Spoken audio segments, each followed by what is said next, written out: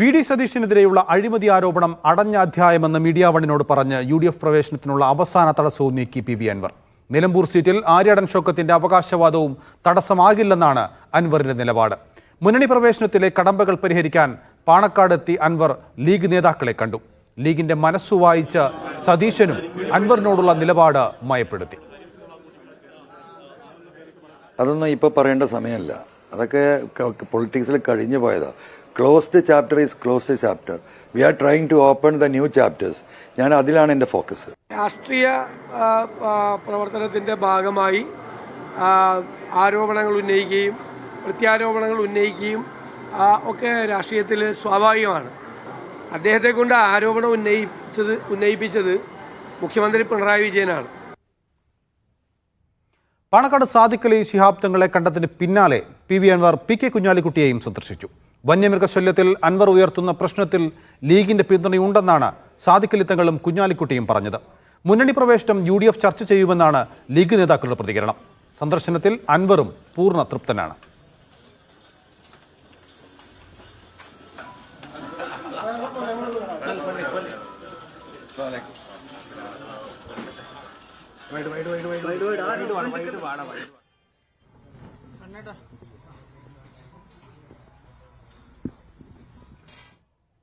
അതൊക്കെ രാഷ്ട്രീയമായിട്ടുള്ള കാര്യങ്ങളാണല്ലോ. യു.ഡി.എഫിലാവുമ്പോൾ യു.ഡി.എഫ് വിശദമായിട്ട് ചർച്ച ചെയ്യേണ്ടതുണ്ട്. യു.ഡി.എഫ് ആ കാര്യത്തിൽ ചർച്ച ചെയ്ത് തീരുമാനിക്കുകയും ചെയ്യും. ഇപ്പോൾ അയാൾ ഉയർത്തിപ്പിടിക്കുന്ന പ്രശ്നത്തിൽ യു.ഡി.എഫിന് എതിർപ്പൊന്നുമില്ല. അത് കേരളത്തിലെ ജനങ്ങൾ മുഴുവൻ ആഗ്രഹിക്കുന്ന ഒന്നാണ്. അടുത്ത അസംബ്ലി തെരഞ്ഞെടുപ്പിൽ യു.ഡി.എഫ് അധികാരത്തിൽ വരണം. അപ്പോൾ അതിന് എന്തെല്ലാമാണോ ചെയ്യേണ്ടത് അത് യു.ഡി.എഫ് ചെയ്യും. അത് യു.ഡി.എഫിന്റെ കടമയാണല്ലോ. അൻവർ എന്നുള്ള വിഷയം മാത്രമല്ലല്ലോ, യു.ഡി.എഫിനെ ശക്തിപ്പെടുത്തുന്നതിൽ ഒരുപാട് ഘടകങ്ങളുണ്ട്. അതെല്ലാം യു.ഡി.എഫ് ചർച്ച ചെയ്ത് തീരുമാനിക്കും. പി.കെ. കുഞ്ഞാലിക്കുട്ടിയെ കണ്ട ശേഷം അൻവർ സംസാരിക്കുന്നു. ആ ഓവർ പവറാണ് കൊടുക്കാൻ പോകുന്നത്. അത് സ്വാഭാവികമായിട്ടും കേന്ദ്രം പറഞ്ഞിട്ട് കൂടിയല്ല. ഇന്ത്യയിലെ മറ്റ് 10-28 സംസ്ഥാനമുണ്ട്, അവിടെയൊക്കെ വനമുണ്ട്. അവിടെ പോലും ഇല്ലാത്ത നിയമം 70% ഫോറസ്റ്റായ ഈ കൊച്ചു കേരളത്തിൽ, ഇന്ത്യയിലെ ഏറ്റവും കൂടുതൽ ജനസാന്ദ്രതയുള്ള സംസ്ഥാനത്ത്, കുരങ്ങ് കൊണ്ട് തിരുവനന്തപുരത്തും ഹൈക്കോടതി പോലും പകൽ സമയത്ത് പ്രവർത്തിക്കണമെങ്കിൽ വാതിലടച്ചിട്ടുണ്ട് ഗതികേടുള്ള ഈ നാട്ടിലേക്കാണ് ഈ നിയമം കൊണ്ടുവരുന്നത്. അപ്പോൾ അതിൻ്റെ സീരിയസ്നെസ് എത്രയാണ്? അപ്പോൾ അതിൽ പിന്തുണ വാങ്ങാനും ഇതിൻ്റെ സീരിയസ്നെസ് പറയാനാണ് വന്നത്. അത് ബഹുമാനപ്പെട്ട കുഞ്ഞാലി സാഹിബ് ഉൾക്കൊണ്ടിട്ടുണ്ട്, ബഹുമാനപ്പെട്ട തങ്ങൾ ഉൾക്കൊണ്ടിട്ടുണ്ട്. KPCC പ്രസിഡന്റിനോട് ഞാൻ സംസാരിച്ചിട്ടുണ്ട്.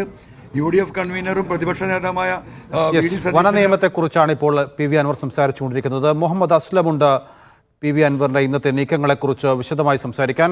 ശ്രീ മുഹമ്മദ് അസ്ലം, അതായത് യു.ഡി.എഫിലേക്ക് പോകാൻ ചില തടസ്സങ്ങൾ അൻവറിന് മുമ്പിൽ ഉണ്ട് എന്നുള്ളത് ശരിയാണ്.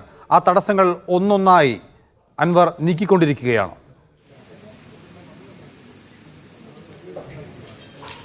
തീർച്ചയായും യു.ഡി.എഫിലേക്കുള്ള അൻവറിന്റെ വഴി സുഗമമാകുന്നു എന്ന സൂചനകൾ തന്നെയാണ് ഇന്നത്തെ അദ്ദേഹത്തിന്റെ യാത്രകൾ, അതോടൊപ്പം തന്നെ യു.ഡി.എഫ് നേതാക്കളുടെ പ്രതികരണങ്ങളിൽ നിന്നും മനസ്സിലാക്കാൻ കഴിയുന്നത്. ഒന്നാമതായി യു.ഡി.എഫിലേക്കുള്ള അദ്ദേഹത്തിന്റെ നിലപാട് വ്യക്തമാക്കുന്നു. അത് യു.ഡി.എഫിനോട് സഹകരിച്ചാലും ഇല്ലെങ്കിലും പിണറായി സർക്കാരിനെ താഴെ ഇറക്കാനായി യു.ഡി.എഫിന്റെ പ്രവർത്തകരായി പോലും പ്രവർത്തിക്കാൻ തയ്യാറാണ് എന്നുള്ള കാര്യം അദ്ദേഹം കൃത്യമായി പറയുന്നു. മാത്രമല്ല പ്രതിപക്ഷ നേതാവ് വി.ഡി. സതീശന്റെ ഉന്നയിച്ച ആരോപണങ്ങളടക്കം അദ്ദേഹം പിൻവാങ്ങിക്കൊണ്ടുള്ള നിലപാട് അദ്ദേഹം സ്വീകരിക്കുന്നുള്ള ഒന്നാമത്തെ കാര്യം. രണ്ട്, മുന്നണിയിലെ പ്രധാനപ്പെട്ട നേതാക്കളുമായി ചർച്ച നടത്തിക്കൊണ്ട്, കൂടിക്കാഴ്ച നടത്തിക്കൊണ്ട് അതിലേക്കുള്ള വഴികൾ തുറക്കാൻ അദ്ദേഹം ശ്രമിക്കുന്നതിന്റെ ഭാഗമായി മലപ്പുറത്ത് തന്നെ ഏറ്റവും കാര്യങ്ങൾ കൃത്യമായി തന്നെ അവതരിപ്പിക്കാൻ കഴിയുന്ന രീതിയിൽ മുസ്ലിം ലീഗിന്റെ സംസ്ഥാന അധ്യക്ഷൻ പാണക്കാട് സാദിഖ് അലി ശിഹാബ് തങ്ങളെയും പി.കെ. കുഞ്ഞാലിക്കുട്ടിയും നേരിട്ട് കണ്ട് അദ്ദേഹം ഇക്കാര്യങ്ങൾ ചർച്ച ചെയ്യുന്നു. രണ്ടുപേരും യു.ഡി.എഫ് പ്രവേശനത്തെക്കുറിച്ച് പറഞ്ഞില്ലെങ്കിൽ പോലും യു.ഡി.എഫിനെ ശക്തിപ്പെടുത്തുമെന്നും അനുകൂലമായ ഒരു സമീപനം തന്നെയാണ് പി.വി. അൻവറിനോട് സ്വീകരിച്ചത്. തുടർന്ന് പിന്നെയുള്ളത് കോൺഗ്രസ് നേതാക്കളുടെ പ്രതികരണം. അതും വി.ഡി. സതീശൻ തന്നെ പ്രതികരിച്ചിട്ടുണ്ട്. അദ്ദേഹം ഉയർത്തിയ ആരോപണങ്ങളൊക്കെ രാഷ്ട്രീയ ആരോപണങ്ങൾ, ആ സമയത്ത് രാഷ്ട്രീയ ആരോപണങ്ങൾ എന്ന രീതിയിൽ അതിനെയും കാണുമ്പോൾ സ്വാഭാവികമായിട്ടും പി.വി. അൻവർ യു.ഡി.എഫിലേക്ക് പി.വി. അൻവറിന്റെ വഴികൾ തുറക്കുന്നു എന്ന് തന്നെയാണ് സ്വാഭാവികം പറയാൻ പറ്റും. അതേസമയം പെട്ടെന്ന് കാര്യങ്ങൾ നടക്കണമെന്നില്ല. പാർട്ടികളിൽ കോൺഗ്രസിൽ പ്രധാനമായും ചർച്ച ആവേണ്ടി വരും. കാരണം നിലമ്പൂർ എന്ന സീറ്റായിരിക്കും സ്വാഭാവികമായും നിയമസഭയിൽ അദ്ദേഹം ആവശ്യപ്പെടുക. അത് സംബന്ധിച്ച് സ്വാഭാവികമായിട്ടും ആര്യാടൻ ഷൗക്കത്ത് ഉൾപ്പെടെ, അതോടൊപ്പം തന്നെ മലപ്പുറം DCC ഉൾപ്പെടെ അതിലൊക്കെ നിലപാടുകളുണ്ടാവും.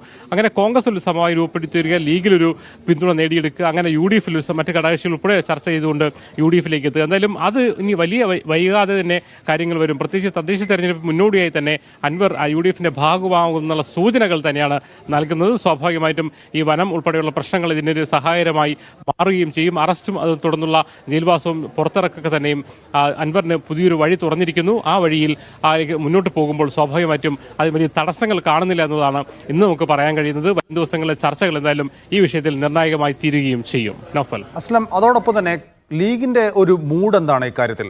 അതായത് ഒരു സീറ്റ് തീർച്ചയായും PV അൻവറിന് നൽകേണ്ടി വരും. അത് നിലമ്പൂർ സീറ്റ് തന്നെ ആയിരിക്കും അൻവർ ആവശ്യപ്പെടുക എന്നുള്ള കാര്യത്തിൽ ഒരു സംശയവുമില്ല.